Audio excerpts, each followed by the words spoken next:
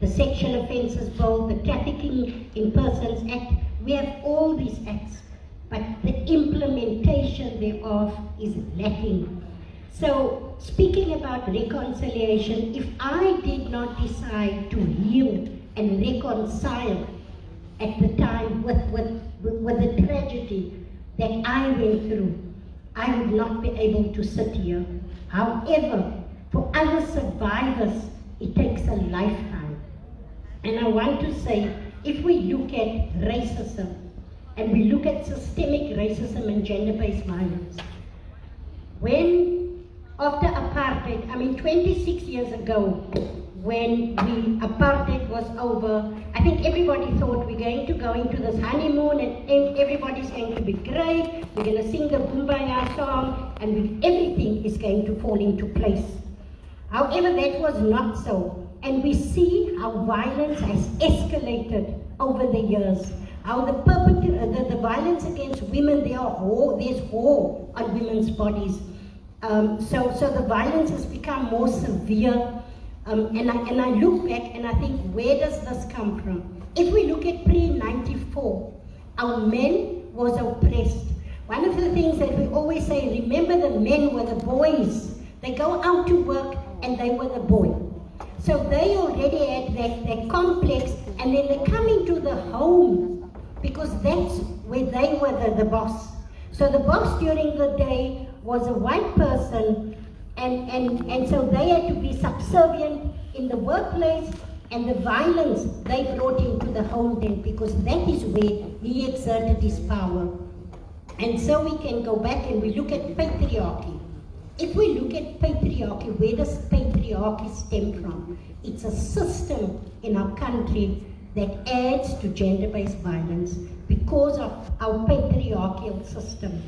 And women has been told in religious spaces, in communities, that we are subservient. We know as Christians, pastors preach about wives submit to your husbands, and then it doesn't continue to say we submit to one another, or submit to each other. So in the context of community and how gender-based violence is exacerbated, we know, another link on the Cape Flats is gangsterism. The intersectionality between gangsterism and violence against women, or GBVF, is often overlooked.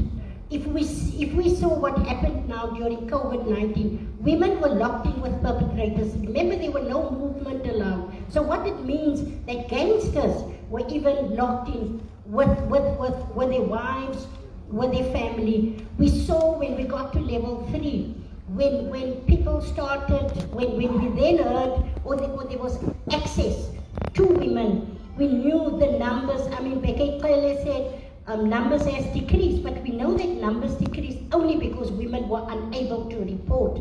However, when level 3 happened, we saw the rapes by perpetrators known to children. We saw the violence, women could then report. And as a community-based organization, we were aptly at a space or organized. We organized ourselves as CBOs to work with women in the areas because of lack of movement, and we saw. So I want to say, Program Director asked me, I can speak a lot, but anyway, one of the things that you asked me now was, what would I say to women? I would say to women, you're not alone. And I know that often when we speak about why women stay, we have seen on Monday the case of Maho, Deepo Maho. We saw that the perpetrator got 2 life sentences. And why did he get 2 life sentences? In 2018, when she tried to escape, and often we say, why does she stay? It's the fear. The fear becomes real. Sometimes we look at perpetrators and we say to the women, he doesn't even look big enough. But in her mind, remember, that is her fear, is real to her. So what happened in this case in 2018, when she tried to leave him, he kidnapped and raped her, and she tried to leave, he beat her to a pulp. Nothing became of the case. SAPS did not follow up. There was a protection order in place. It went to the Department of Justice subsequently, when she wrote a letter to the department to withdraw this case.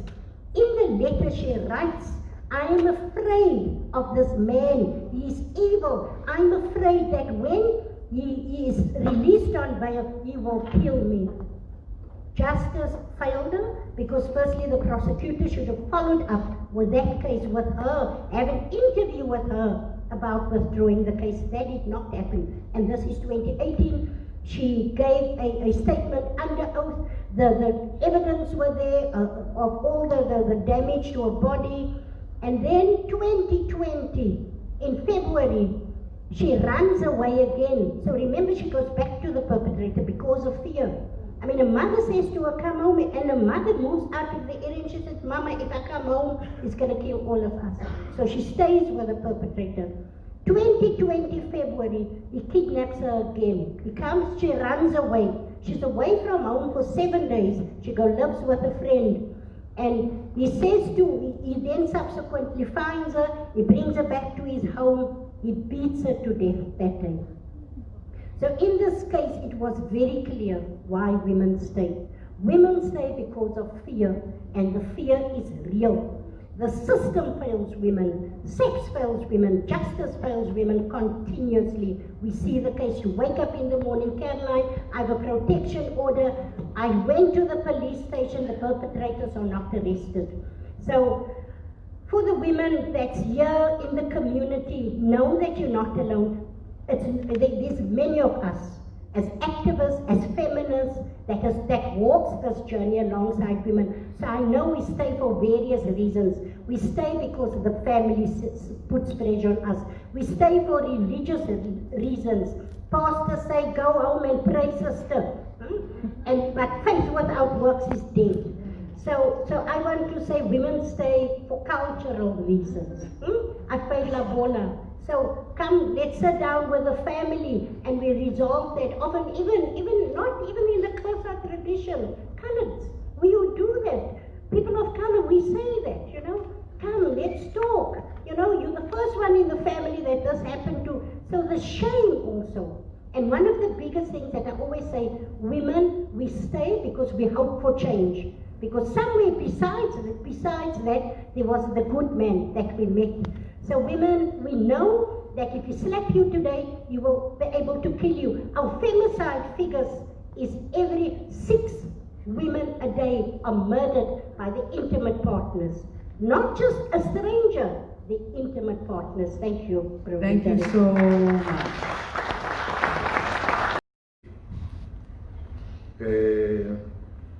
As we launched the Heritage, the Reconciliation Month, the month of December, I was supposed to be here with my guest of honor, Reverend Sharpton from the United States.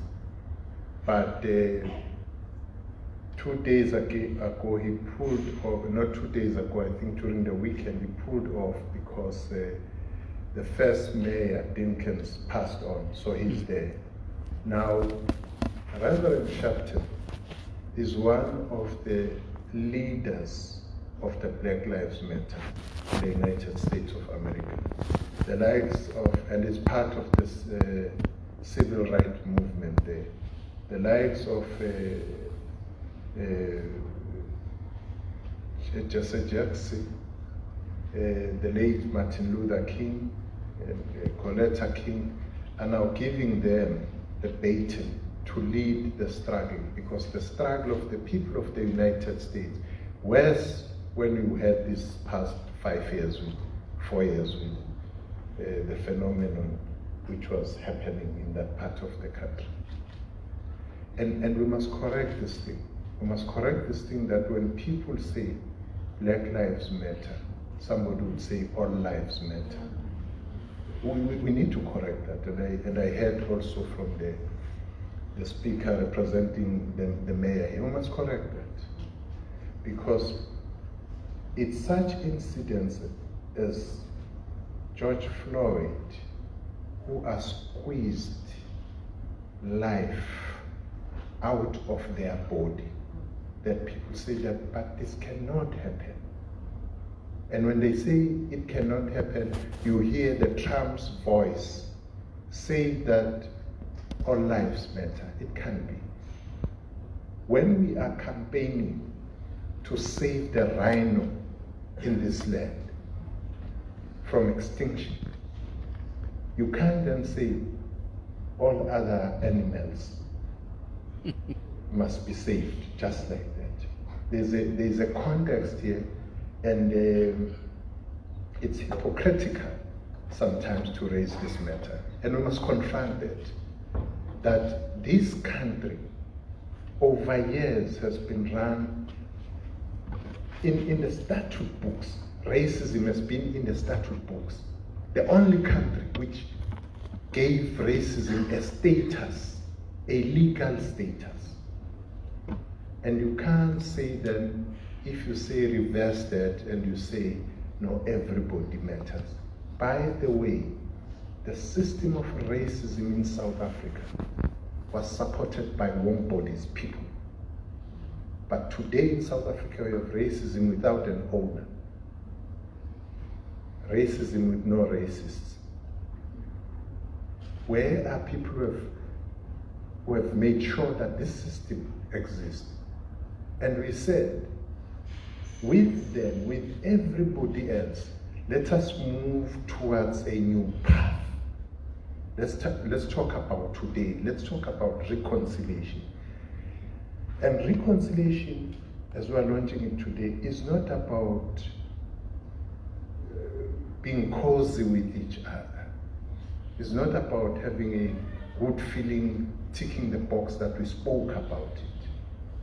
It is about the fundamental issue of confronting racism and ensuring that whatever we do not teach our young ones to normalize racism. Racism should not be normalized.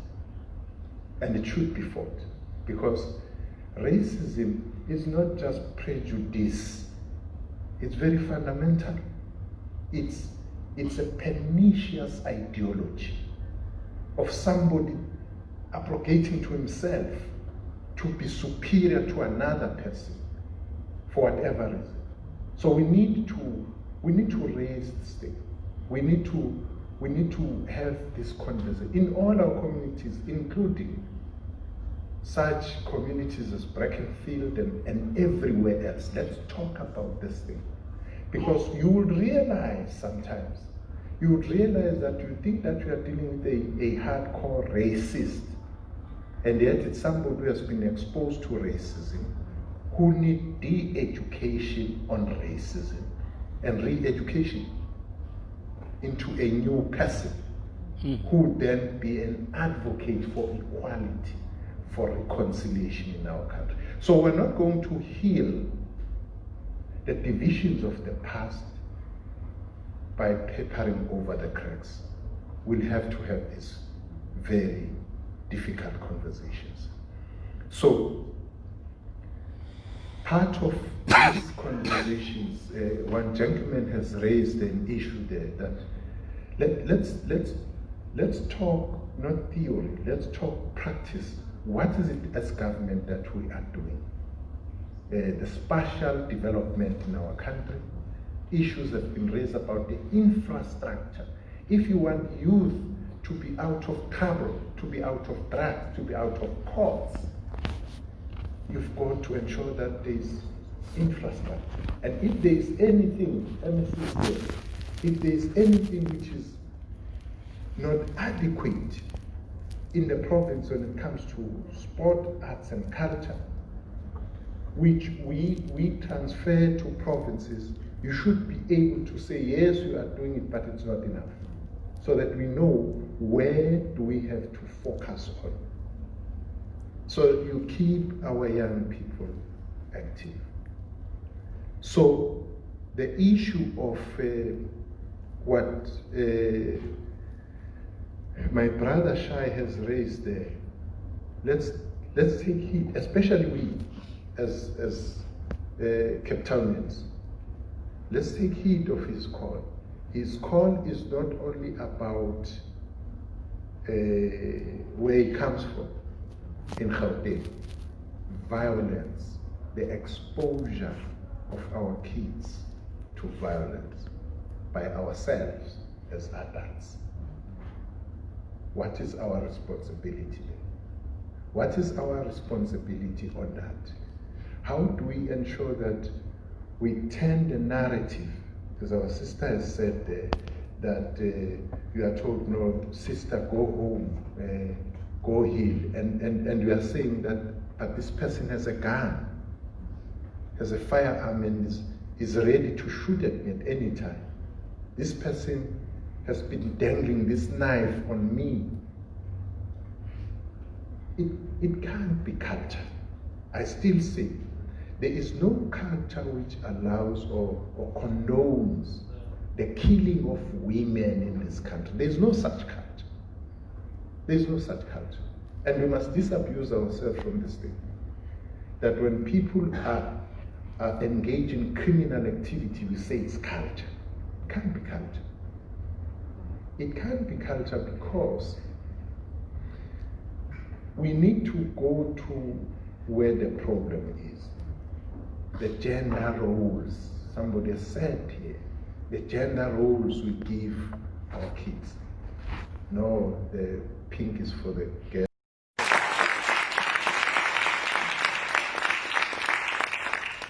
We always say local is lekker, and we have local talent here. On the Cape Fest, in Broadly, in Cape Town, in Western Cape, we are a microcosm of South Africa. My job is to say thank you to everybody. All of the people that put this event together, we want to thank all of us. It's not been an easy discussion to have, to talk about reconciliation, to talk about healing, when we're going through a very difficult time. And I think all of us said that you won't find a racist, you won't find a sexist amongst us. But we still do suffer from a lot of racism, and we still do suffer from a lot of sexism. And I think we want to thank all the speakers that said, let's talk, let's listen, let's engage, because those are real problems of a South Africa growing with itself, being at peace with itself. And Minister, I think we're not starting the dialogue, we're continuing the dialogue. That dialogue is needed here in Cape Town, and I'm sure it's needed everywhere in our country. We want to thank all the panelists, from the judge to all of the panelists that spoke from their heart, that shared with their experiences, that allowed us to also think about ourselves and where we come from as South Africans. This journey that Madiba started of building a rainbow nation of a South Africa that you can all be proud of inclusive and non-racial, non-sexist South Africa, we must be all proud, and it's a collective commitment. Yes, we have many challenges. In the Western Cape, there's still challenges around apartheid spatial problems, gender problems.